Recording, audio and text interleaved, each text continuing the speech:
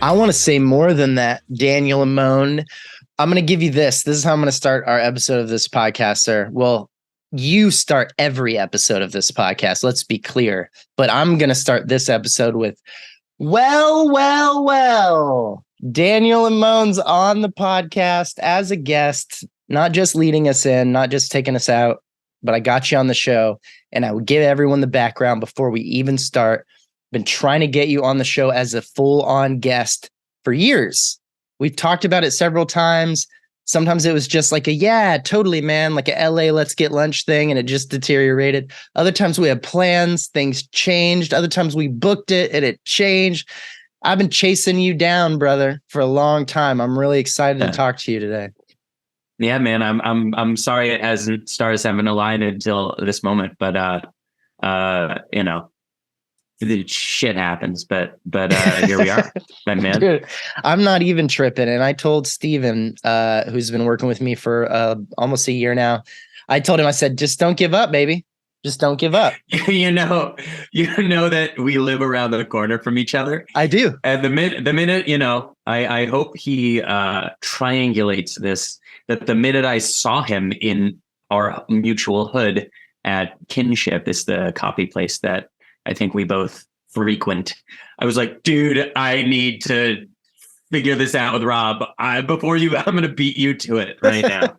So I appreciate it, man. I had to drop on him, fortunately for me. Normally we start with where are you from, and I want to get to all that, but I want to say I'm going to start with this, or we already started, but I'm going to start again with this. Thank you, man. I so much gratitude.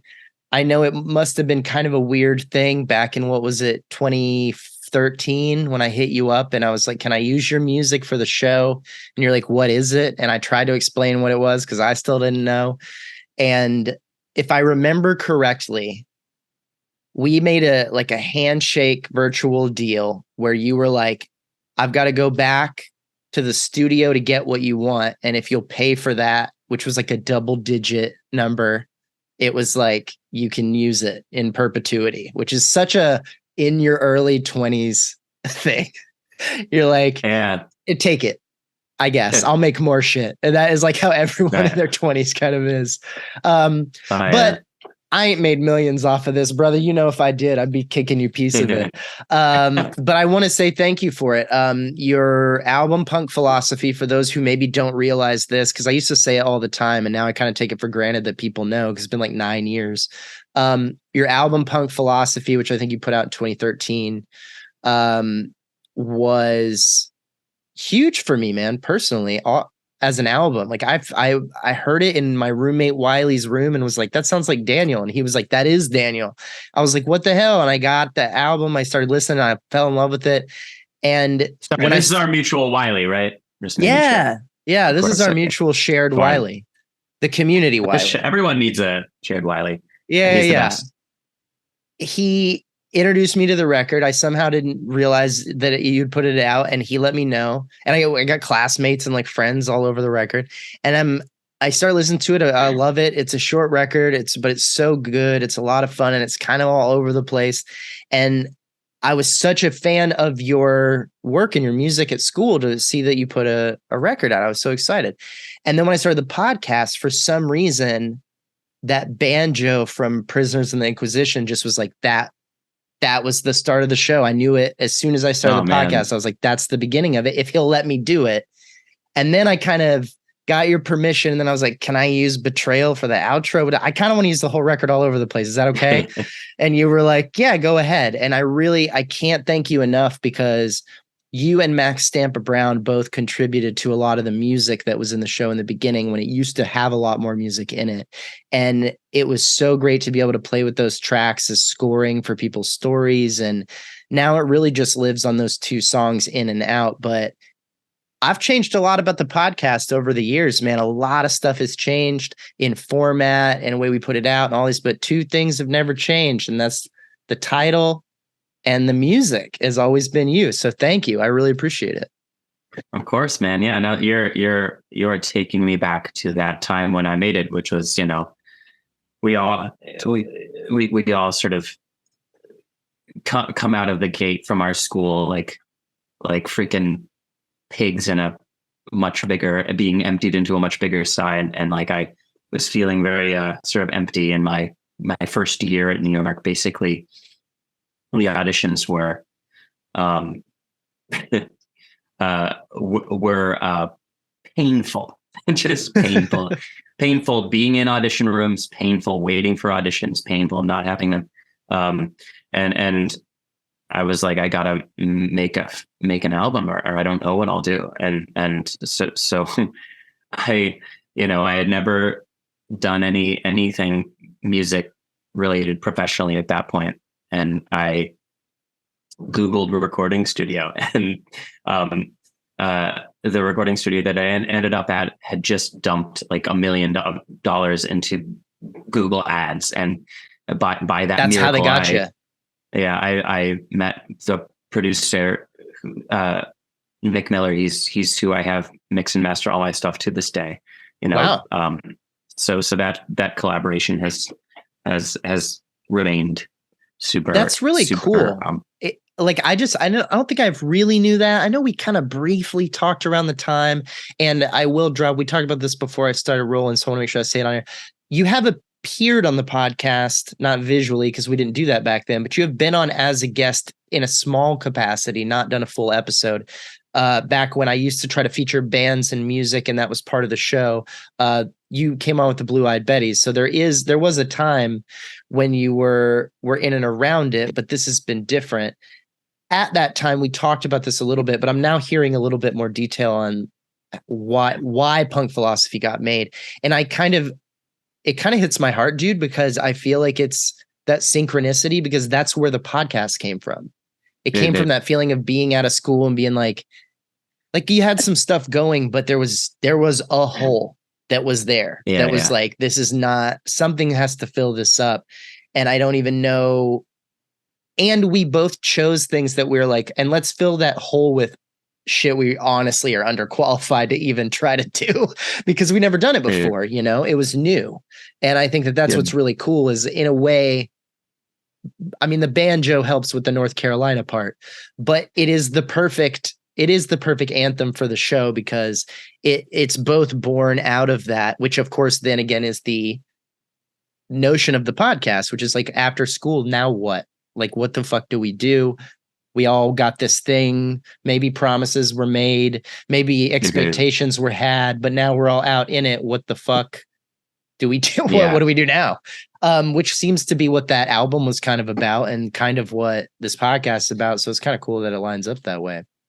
Oh yeah, and your descriptor of it being all over the place couldn't be more accurate. It's me. I like every song. I was like, oh, maybe I'll try a rockabilly song. Maybe I'll try to see what happens when I just try to be Queen. Maybe I'll see what happens when I try to be Led Zeppelin. It was like me, being 21 years old and like trying everything out. And that's kind of, when you make albums and you go back to them 10 years later, you really get such a cool portrait of who you were at the time. And that's I think one of the reasons people make them, though they may not realize it at the time. At the time, they're like, "Oh yeah, I'm making this so I can get a label or as a means to an move end, my career forward." But ultimately, all of that stuff might not come to pass, and what you have after you've made it is a timestamp on your life as an artist and as an interpreter of your life. And I don't want to get overly sappy, but I think that sentiment cannot be hit hard enough, Daniel, which is like, even when you're underqualified, just keep making shit.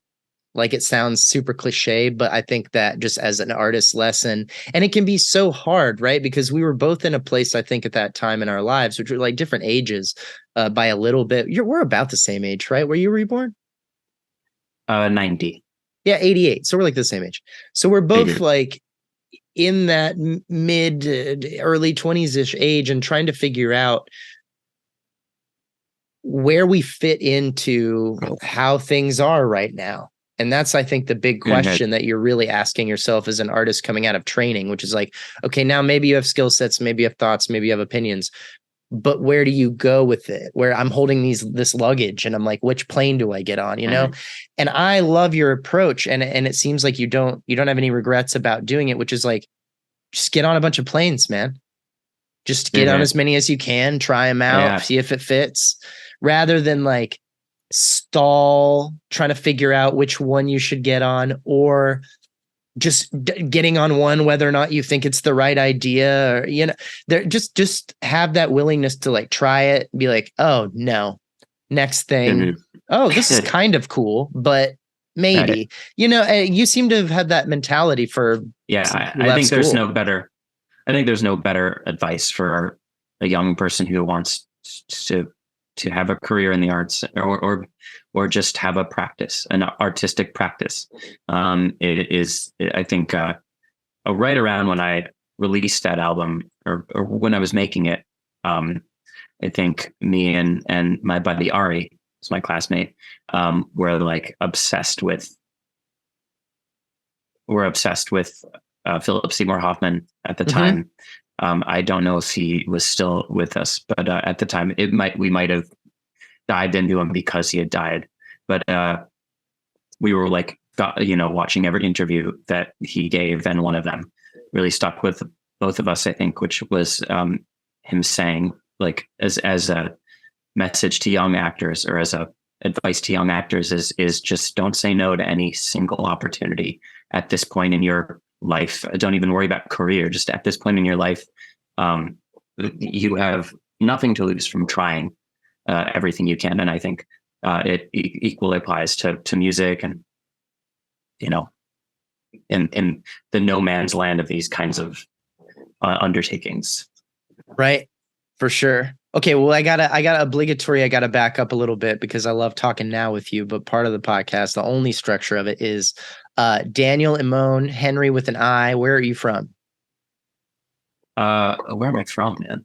I guess I'm from New York. You know, I was born in Chicago. I lived in San Francisco and Canada and North Carolina, but really spent most of my life in New York. How does that timeline kind of work out? We don't have to get into like exact dates and stuff, but as far as like quantity, were you moving a lot around when you were very young and then kind of settled in New York? Is that why you say that? Or like, how much time are you spending in each of those places? And then of course, my follow-up is going to be like, why are you moving so much? Yeah. So my dad is a surgeon and was moving around to a lot of different hospitals in Chicago, and then California, and then finally Columbia in New York. And I think I was, we were jumping around, especially when I was when I was born till I was like 9. And then age of 9 to 19, we lived in Scarsdale, New York, which was just under an hour from the city. Yeah. And suburb, basically. In Westchester. And at that point, my mom was taking me to, my mom is a painter and a playwright, a long time, just creative person. And she became obsessed with theater. The minute we arrived, and she took me, I still remember, because you're from North Carolina originally. No. Where are you from? I'm from Texas. I'm sorry, man. No, you're good. Here's the thing. When you probably moved to North Carolina for college, I was, if I remember correctly, I was living in Winston because I was waiting to get like in-state tuition. So I moved to school and then like became a townie for like a year and a half. Then I joined DMP. Then I joined drama. So you being confused about where I'm from is very forgivable. That makes sense. I think I knew, or I was under the impression that you were in state, and so, which is, I worked hard to be a very resourceful, smart. I fooled the state and you, which is what matters. Yeah. So fool me once. You were saying, but yeah, why did I ask? Oh yeah, because I was like, do you remember the first time you were in Manhattan? I very clearly remember the first time I was in New York City, and I was just like, I was like 6 years old, and the buildings just I mean, Yeah. everyone who's visited New York for the first time has that experience, I think. Right. What a crazy place that we live in. Yeah, my mom took me to 2 plays a week from the age of 9 to 19. So I very much, for Whoa. so much of my life, I took for granted just how much theater I was just being immersed in, and it's clearly had a tremendous impact. Can I ask a question? I don't know how many times I've ever asked this, but I'm just curious about it because of the combinations. You said mom's like kind of lifelong creative, painter, playwright. She's taken you to theater, all this stuff. It's very, very creative. It's very, right side of the brain. And dad is like a surgeon, like a surgeon people want at their hospital because he keeps moving and shit. So like, how do your parents meet? And how does that develop? And then they sustain this very left brain, right brain relationship. Are they still together? They are. My parents met at an art class. Obviously, it made sense for my mom to be in an art class. I don't know why my dad decided to take an art class at the University of Chicago. Okay. And so my he dad dipped his toes into her world, and that's how the connection Indeed. got made. Well, yeah, and to be fair, my dad is he's a liver surgeon, and he's one of the foremost liver surgeons at Columbia. He's got a deep creativity to him that's led him to like making all these innovations in transplant surgery. But he's also like a musician, and he's had a Gibson guitar that's over there since it's like from the 1950s, that instrument. Hell yeah. He's had it. He's been playing Robert Johnson and Muddy Waters, since he was in college. Where's dad from? He's Quebecois, but he was born in Venezuela very, very randomly. Because okay.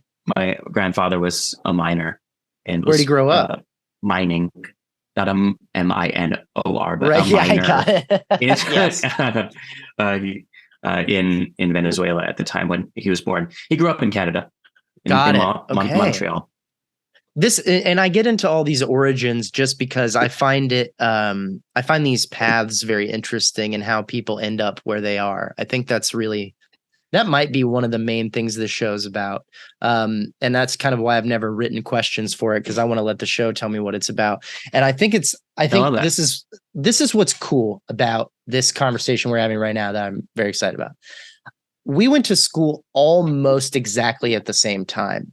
More so maybe even than some of my own class, because you were above me, but I was also there before you by like a smidgen. Yeah.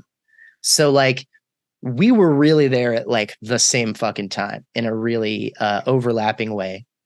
We did some projects together. I can really only think of a couple off the top of my head. I know we're like Harper's Ferry, I think was one of the things we both did. Funny. And maybe I didn't do Harper's Ferry. I was frolicking. You weren't with in that? Like a stable of maybe 50 other fit, strong, strapping young people from the theater and drama and dance in a show called Oklahoma. Oklahoma and Harper's Ferry were not done at the same time. I think we'll have to go to the books on this. I believe they were. I believe they were in the same season, because I know that because my buddy Andrew Wells Ryder was almost Judd maybe, but instead he was like one of the villains, the Southern villains in Harper's Ferry. Yeah, I guess I would have to go back and double check. But you might be right. Either way, I think we had to have done something, because I feel like maybe don't include that part in the interview, because I'm not positive if what I said is I do not give my seal of truth to that. I might be making that. First of all, if anyone's checking your official record for why things got cast or didn't, or maybe did another thing, I think they can go searching somewhere else. It was also over a decade ago. So if anyone has a problem with it, let's focus on the now. I'll put it out there that I'm happy to hear Oklahoma isn't ringing like any terrible bells for you, because I definitely blocked out a lot of that experience. Oklahoma was a freaking disaster. Well, the whole school was falling apart because our dean almost died. So like it's a pretty reasonable excuse for a nightmarish situation. Yep. And so okay, so then let me back up again a little bit because I want to get to school from Scarsdale in the city and seeing all the theater and stuff. This has always been one of my big questions for you because I think you're a talented actor, but you are clearly a very talented musician. While we were at school, I this comes back to the point I was just making a second ago, which is like we went to school almost the exact same time. I feel like we were at least very, if not working together, very aware of what the other person was doing artistically because we were watching it. And I feel like I know you so little, even in comparison to other people that I spent just as much time around. You strike me as a slightly, if not more so, introverted person. You can correct me if that's not right. But I feel like in all the time I spent around you, you were quieter, and I was trying to figure out who you were in a way, but we didn't have that much time. And what I'm getting to is I think it's very interesting how people end up where they are. And in your case, we're talking about a lot of movement, and then it kind of settles in New York, and you've got a lot of art and creativity in the family. You clearly develop a strong skill set in music, but you're also attracted to theater. What leads to the choice to pursue one over the other? I mean, you've got more than enough, I would think, on your plate to make music your thing. And you didn't even pick like a musical theater program at the end of the day. Uh, it was very much an acting program with some music in it. And I'm fascinated why the kid who I would constantly find playing the piano in the rehearsal hall by himself picked acting school. Why that? Mm. Yeah. Well, I believe that I've found a way in my adult life to marry the two by writing musicals, right? Well, fuck yeah. So my life is fully in. I have a foot in theater and a foot in music all the Yeah. time now, which is a dream come true for me. Where you belong, if I my unsolicited opinion, because you have the talent in both. I want to make that clear in the question. I'm not trying to say like, hey, kid, you should have done that because you suck at this. That's not the point. No, I definitely felt a conflict for a lot of my life, and I would say it started with me doing musicals in high school because that's what you did in high school. Sure, that's what they have to do. Like 4 people came to the plays, right? The spring plays. Everyone came to the fall musical, and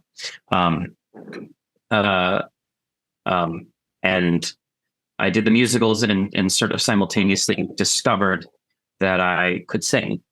At this around the same time, I was, and I started just like, I did Brigadoon with Johnny Price. I did The Boyfriend with Johnny Price. We went to the same school. I did. Impressive if you didn't. Yeah. Then I did Curly, Oklahoma. And then I did How to Succeed. Anyways, so I did all these musicals in high school. Did like summer, theater camp at they call it a theater program, but it's theater camp, right? Right. At a program called Cherubs at Northwestern University. Sorry, just silencing my phone. And then it came time to like figure out what I wanted to do after high school. And I knew that I wanted to go to a conservatory. I knew that I was an artist. I knew that I was a performer. But I got a full scholarship to a musical theater program. What was it? I think it was, not Syracuse. Was it Syracuse? One of those programs. Got it. And for my ex-girlfriend was there, so that was maybe a factor in me not going there. But also North Carolina, our school was very esteemed at the time and remained so. But I had growing in me a strange love-hate relationship with musical theater that continues to like be alive in me today. I definitely Right. like, I hate the mawkishness. I hate the sentimentality. I hate the sound of most 75% musicals. I can't stand the actual music, which is What a about pretty. it turns you off? It sounds Disney. Everything sounds Disneyfied. Obviously, there's like the Broadway kind of sound is a subset of musical theater, but it's only gotten worse and put me more off from the sound as time's gone on. I'm very Looking back, interested in this. Like as an amateur, how would you describe to someone what makes something sound Disney or Disneyfied? Like yeah, what about the music makes it like if you notice these qualities, that's what I'm talking about. um, it's a few things. It is this the singing style goes into it, so that's how it's Right. interpreted. A lot of the like chord structures. A Yeah, lot of we I can get wish a I had little a music nerdy. I'm okay with that. I wish I had a piano in here. It's like every chord is a Hmm. ninth in Okay. it. Bum bum bum bum Got it. bum. Like da da da da da da. Wait, that's the I'm what I'm like trying to sing an example of it. Like take for example 525,600 minutes. There's no way that song's not like cheesy. Like it's Right. incredibly cheesy Yeah, I think we sound all to me. agree with And that. maybe part of it is that this is the first note you hear, which is the ninth. Hmm. Or no, it's not the ninth. It's actually the sixth. It's the ninth of the four chord. Anyways, Right. there's a lot of contributing factors that make something that gives something the musical theater sound Hmm. that I associate with sort of uh, a bit of like a cheese, and it's a sound that's like put me off, and yet I keep coming back to doing musicals. I keep coming Right. back to it. I am like still a musical theater like baby at the same Yeah. time, because I think what draws me to it is ultimately that I do think there's a magic to it. I think it is an art for the people. And I think Hmm. it's a way that we, as humans, we put together storytelling and myth. Right? It is musical is the modern myth, um, with music, which is the universal language. So you have storytelling Right. and music together in the best way possible. However, I just don't. I would have to like think more, investigate more on what is made the sound of musicals, And the the sound only that it is. reason I push you on it is because I always do that when it comes to aversion. Like anytime someone tells me that there's this whole group of things that kind of put them off, as someone who studied art, I just go to like fascinating. What is it? Like, let's get into details. And then later, I often am like, when I make stuff, I'm like, well, we got to keep in mind some people are put off by and we mention that specifically. And I always love getting into that details. A lot of times it ends up being a question you haven't asked yourself because it's so easy to take for granted. It's like, I don't like this music. The next level of that is because it sounds like Disney or because it sounds like this other group of things. And you can usually Yeah, stop there because other people are like, word, I get that. You don't have to say anymore. I understand that. So you don't even necessarily dive into the exact detail of why it's that way. And I think Gerald kind of taught me to never stop diving deeper into, but why is that make you feel a thing because of a piece of art? So I'm not disappointed by your answer. I find it, I think I'm with you. And I agree also. And this is something I wanted to talk to you about. I did think of this a little bit ahead of time because I know you've had this very interesting relationship with musical theater. And I have too, because like you, man, I grew up doing them in high school because it's what the fuck you do. And I've never been a singer and I'm barely a musician. I've played percussion since I was like in fifth grade. And I've been in a few bands and stuff, but I've never been any fucking good. And I've never been knowledgeable because I do everything on impulse and feeling. And I've never studied music in any consistent way. I barely got through trying to learn the idea of sight reading from Greg Walter. Like that's how far my music ability goes. And I have almost married one and ended up marrying another classical singer who like has studied music their whole fucking life and they get it. So I kind of get to lean on that as a crutch. Like, explain this thing to me about minor chords. I don't know. You're reminding me. Nice to have around. Speaking of leaning on a crutch, you're reminding me when we did 1776. Yeah, I remember that. I don't want to call anybody out, so I'm not going to say names, but like a guy in 1776, very funny, hilarious guy. You may already know who I'm talking about. Not not really like the world's most confident singer, just like leading so far next to like one of the strong singers, as we're learning the music. It's just, I'm just reminded of, using your partner as a crutch. Yeah. And sometimes you got to do that when it comes to strengths.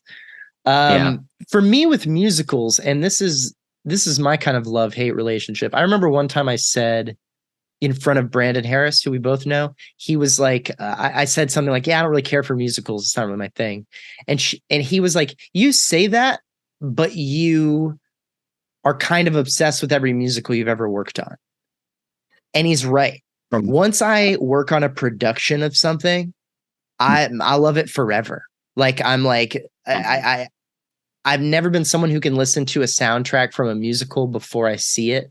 I'm not interested in that. I usually won't do that, even if someone suggests it to me, because I'm such a visual person. I don't want to do that much visual imagining in my brain. I want you to show me some stuff with this. And that's how I want to take it in, because I also don't want to finally see that and have all these things I made up in my head and have that conflict with a show. I want to encounter a musical visually first if I can, which is hard to do because that takes a shitload of people and money usually. So there's a lot of musicals out there that I've heard pieces of, or people have told me I would like, and I don't know them at all because I haven't had a chance to see them yet. And once I work on something, I kind of become obsessed with it. Edwin Drood. That's one of the things we worked on together. Oh yeah. That to this day is one of my favorite musicals ever, because it plays all these weird games and breaks all these rules, and like, it's so much fun. And it's so much fun to be in or at. It's just a great fun play. And I love that this dude made one musical ever, swept the Tonys, and then went home. And like, anytime someone does that shit, I'm like, the ball's on this guy. Rupert Holmes. Back to Pina Coladas for me. Yeah, even that. He don't have a bunch of hit songs, and he didn't try. He made like that one hit song and a little bit of pop music. He's probably got a really good accountant. I'm sure he's sitting pretty. But well, I think that, and I think he also, I didn't know this until later, and I think back to that musical and that dude a lot, because I think it's like, I'm kind of like that. I don't love doing stuff over and over and over again. I'm more like, I want to do it, and then I kind of like, okay, cool, I did that, and I want to move on to something a little bit different. But I mentioned that as an example because I still will like pop open the Edwin Drood soundtrack, the like Broadway one or whatever, and just listen to it for fun in the morning as I'm getting ready. And I don't listen to musicals. And there's something about it where it's like, but once I work on it and I listen to like you and like John Langs talk about why your character's doing the thing, and then I finally see you sing it and you hit that note and you hold it and the orchestra and I feel it in my fucking heart. It's there forever. But I can't make that connection over my AirPods and a link. Great recording. Musicals are, as I said, an art for the people, and a live art, and they're not really made for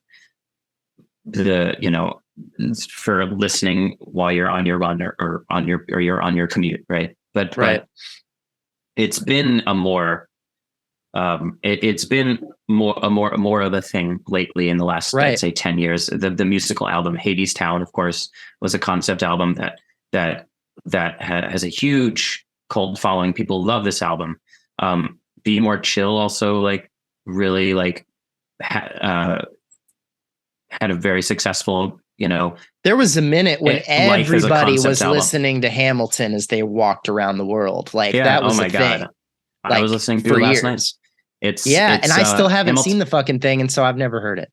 Neither have I. I've never Just seen the it, opening song. but it's these shows. I'd say Hamilton is it really redefined musical theater. It was the first show since maybe Rent to like redefine the form, and unfortunately we're not seeing enough of that happening. As I said, I don't like about 75% of musicals, which means there's like a great deal of musicals that I do love. South Pacific is my favorite musical, which is South Pacific. If you're not familiar, it's the other one. I would say the other great masterpiece by Rodgers and Hammerstein, who did Oklahoma. Right. South people like Oklahoma or South Pacific. I find South Pacific to be their true masterpiece. I love The Great Comet, Natasha Pierre and The Great Comet, which is the show that I worked on. It went to Broadway with Josh Groban. I find that show to be that's what really got me into composing and writing my own musicals. That show is such a beautiful stylistic tapestry. The way it goes through it plods through so many different genres because every character sings in a very different way. The character who's the Sonia, who's the best friend, is a folk singer. You have Helene, who's the kind of like she's like a sultry jazz singer. So every character brings their completely unique energy to the score, which is something that I don't experience hardly ever with so many of these the musicals that I'm talking about, where everything sounds kind of blandly, generally like contemporary pop musical theater. Everyone sounds kind of the same. That's what I want the form to get away from. Also, jukebox musicals. We've got enough for the next 9 million years. Jukebox musicals that are just meaning where they together. take like a discography from a famous pop artist and then they base a musical. Mamma Mia. Exactly. When Mamma Mia came out, it was ingenious. It was like brand new way of inventing the form, taking a famous songwriter's IP and jamming it with putting it together with a story. But now people are just taking the IP of any famous songwriter and jamming it with a famous movie franchise, and suddenly you've got and that's just happening like too much for my taste. I think we need new stories and new properties and new songs to be filling the Broadway spaces, and they're not right now, sadly. What's crazy is that we've always had this problem with the battle between commercialism and artistry, right? Where the people who have all the money have all the money. And the artists are like, you should give us some of the money so that we can make some art, and then you'll have more money and we'll have money. And they're like, okay, cool. Can you make a art that will definitely make money? And we're like, well, no, because that's not how art works. Sometimes it's like, we hope so. We're going to try to do that, but we can't guarantee it, of course, because it's based on people's subjective taste. Hello, what a stupid question. Mm-hmm. And they're like, okay, well, then we're afraid to give you money unless you can kind of show us that it's definitely going to pay back. And that's a fair conversation. I mean, that's business, and you're going to have to go back and forth and balance that forever. That's what the strikes are kind of about right now, among many other things. And I think that relationship is so curious because I feel like people don't pay attention to history. They don't pay attention to how things track in a realistic way, and they kind of look at it as dumber than they are, by which I mean to say, constantly people will say in Hollywood or music or whatever, oh, we can't do that because no one will like it. And then we just don't try. And that happens over and over again forever. And if you want to find that thing, you got to go find some amateur who's barely scraping by, who's trying the thing, because no one with money will give that a shot. Then something squeaks by where that shot is given, and it almost always crushes, if not only because people are like, hey, something new and different. That's cool. And we get excited about everything everywhere all at once. And we're like, oh, I didn't know you can make movies like that. Like, yeah, you can. When people have known for so long that would work. See, that would be a musical. That would be a musical worth composing for. I would. Fuck yeah. I just think that would make such a cool musical. And I want to Well, write the story. it would, and you feel inspired. You feel inspired as an artist because they did take a chance and it was great. And it's just such a shame that I think in this balance, it's a shame that artists are always always having to convince the commercial side of things that the chances are almost always worth the investment. As long as you don't go too hard on a new thing, give it a shot. Mm-hmm. Yeah. No, absolutely. I think the producers today they're looking for low risk and getting low reward, which is what we're seeing.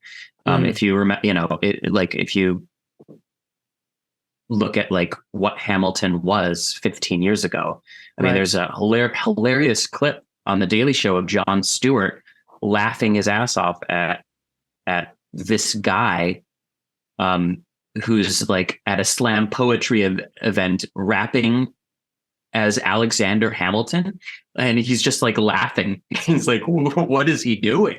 And not, Jon Stewart is one of the more prescient kind of visionaries among us. And the fact that Jon Stewart was like, what is he doing? And now it's like, those producers today, like everyone, no one has the benefit of the bird's eye view or the rear view mirror to look back on a just show that's brand new to be like, this is going to change the game. This is going to change the form. And that's, I think, what makes musical theater such a brutal and hard.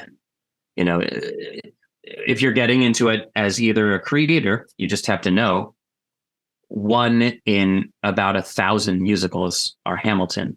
And as a producer, 1 in 1,000 musicals are Hamilton. You have to enter this sort of war zone of getting your shit produced, knowing those odds are quite against you.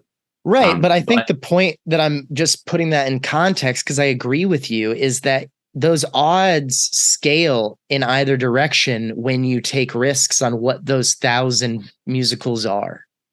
And it's like, if you only greenlight the ones that look like those safe poppy jukebox things that, people will show up to because they recognize an IP that makes them feel good, which I really don't have a problem with that.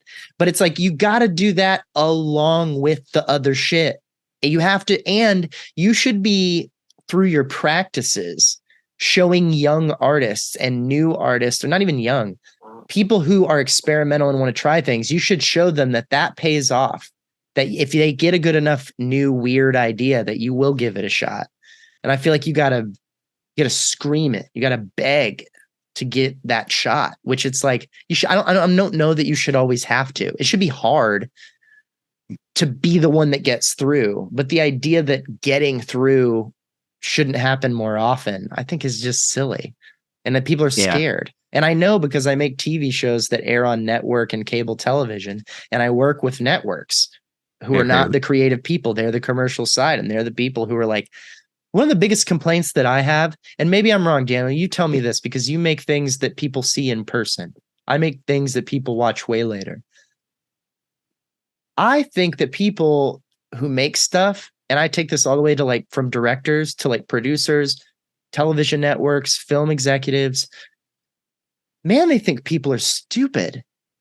They worry people won't get it. They worry that it'll go over their heads. And my inclination is always like, yeah, but the substance is there. So make it, and then it'll be for the people that get it. That's what that's for. Yeah. And I think their imagination is, yeah, but we should be trying to get as many people as possible. I'm like, yeah, but if you dumb it all the way down to the lowest common denominator, the odds of it impressing then the other people on the end of the spectrum goes way down. Yeah. Yeah, no, I definitely, you're banging on all cylinders. I don't really know anything basically about how the film and TV world works. Sure. That being said, I'm very interested, and I've been writing new material that I dream of, like a musical series, or a musical, like not Glee or what's the What was the show? other one? Yeah, What the Smash.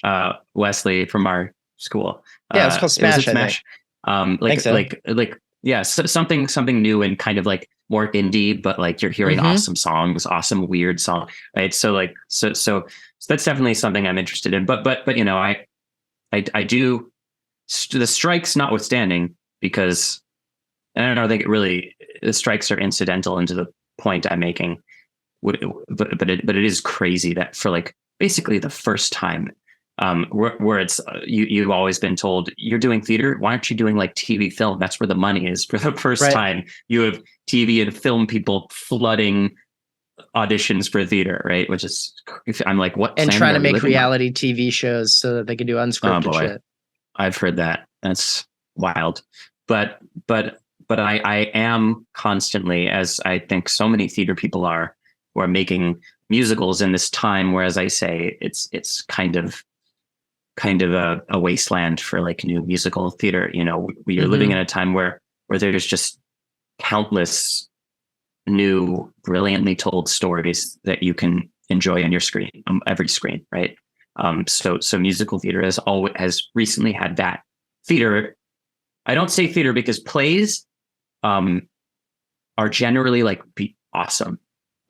Continue to be Hmm. awesome. They've always been awesome, but they don't have the burden of of monetization on them in the way that Broadway musical does, because the Broadway musical pays for the plays.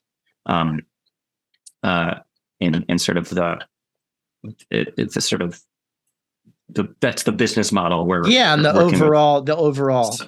So musicals are suffering from that common denominator problem. Right. What you're making is too smart, it's too intellectual, it's too cerebral, it's too elaborate, it's too intricate, it's too busy, it's it's there's too much Too art there. much. You're trying to say too much, right? Rather than so I won't lie, I'm saddened to hear that you have experienced that as well on your end. I think anytime you're trying to make money, that's going to be a factor to some degree. But I just think it's like, because you have okay, so you have let's compare like two things that are kind of both out of our wheelhouse that neither of us would probably ever make, which is like a sitcom. Okay, you have a sitcom You like, you don't have a sitcom in you?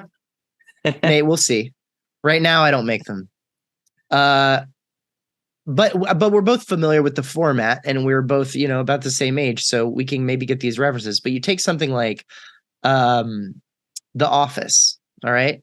The Office started around the same time, just after Arrested Development. One was on Fox, one was on NBC, one was based on another show, one wasn't. But they both had a very similar shoot style. They're both that kind of reality TV style, zoom in, zoom out, documentary, mockumentary thing. And one of them is far more obvious. The Office is just in your face, like, there's not much to overthink. They tell you exactly what they're dealing with, and half of the jokes are in silence, like as they give a weird look or things get awkward. And Arrested Development is written like, I don't want to give it too much credit because it's a TV show, but it's written more like classical text. It's written more like a Shakespeare. It's dense. It has jokes in it Right. that are like puns based on 2 acts ago. And like, you got to watch it kind of a few times, the first few seasons of that show, to get what like all of the stuff that's in there. And on its surface, it's pretty funny, but densely, it's very funny. That show made it barely 3 seasons and got canceled. Some of that was, it was on Yeah. Fox, but some of it supports the argument against what we're saying, which is like, it was kind of too smart. People weren't clicking with it, or it wasn't sold to the right people, or however you want to look at it. And then you get a show like The Office, which kind of took what the British version did and very much Americanized it and changed a few things, and then became what a lot of people consider one of the best sitcoms of all time. And it wasn't arguably super duper different from this other show that kind of ate shit. And Yeah. it's tough because I would rather, in some ways, I would rather make Arrested Development, even though I love both of them. I might even like The Office more, but I would rather make the dense thing that only so many people appreciate and just take whatever comes with that. And I feel that way about all my art. I'm like, nah, I don't want to make it easier. I don't want to make it more accessible. Yeah, I think I can objectively speak to this because I was always Arrested Development team. If we had to choose, I got into The Office much later, but I think that I'm diehard big genius. fan of both. Let's not get it twisted. Oh, yeah. Die hard. But I'm so obsessed with those. I'm sure you've seen those the Office audition tapes of other going around, just imagining Seth Rogen as Dwight. And I say this as or Judah Friedlander. I love everything Seth Rogen touches, but I'm just that would be the weirdest Dwight in the. Yeah, anyways. There's a bunch of those, and I think that's also, a lot of that, the thing that is big about The Office that I just always point out, not to get too specific or go off on a tangent, but the thing that I love about that, and a lot of people maybe don't know, is they really only made one choice, other than not to follow the British model of let's do a certain number of seasons then quit, because that's how they make TV over there. But they made a distinct choice with Michael Scott versus David Brent, so Steve Carell versus Ricky Gervais's character, of once we get away from the British version that we're copying, literally like shot for shot, word for word, once we start making our own stuff, we have this, and I think Greg Daniels and a few different people have this goal, which was like, Michael, while he's horrible in all these different ways, will always kind of have a redeeming moment where you realize like, oh, he's like a good guy in there. And that made all the difference and made it into this show that could like run for all these seasons, really, until Steve left. And I think that is that's just an artistic storytelling lesson that I always appreciate, which is like, if you build a villain or if you build an anti-hero, you got to keep him there where people still think he could be a good guy. He could come around one day. He could learn his lesson. And if you give him that little tease, then they want to watch the next episode because they want to see if he gets it figured out, even if they subconsciously know he never will. Yeah. I like framing Michael Scott. I almost said Michael Bluth. I love framing Michael Scott and within the sort of storytelling, in a storytelling lens, is the villain of the show, and like a true full villain that has moments of redemption. There's nothing cooler. And in the in the Office model, which is obviously broad comedy, it's essential to have those kinds of moments. It's reminding me of I watch one of the YouTubers I follow. He breaks down Disney. I love Disney. What can I say? Even though I don't like the Disney sound today. Right. It's how its interaction with musical theater. But the Disney movie musicals of the 90s, there's a movie called A Goofy Movie. A Goofy Movie is one of my favorite movies ever. Yeah, mine too. Which I have to bring up because the YouTuber that I forget his name, but he breaks down what makes it such a successful musical film is the framing of Max Goof as the protagonist, and actually like Goofy, the Goofy that we all love as technically the villain, because everything he's doing in the story is the antagonist more accurately. Right. But, and YouTuber, I'm gonna just keep calling him YouTuber, breaks it down like with all the Disney movies. Like every successful Disney movie, there's a villain song that is unforgettable. It happens. Ursula has one, and Little Mermaid, and Scar has one of the Lion King. Yeah, exactly. But the Goofy has so it's the song when they're driving, like that's his villain song that creates the obstacle, all these things. And that's I like framing someone as the villain that you would normally. Have you heard the thing about Ferris Bueller's Day Off? You a fan of that movie? I love that movie. I haven't seen it in like 10 years. But one of the things that someone recently pointed out that I noticed as I went back and thought about it, I was like, man, that's so true. And that is what makes it so great.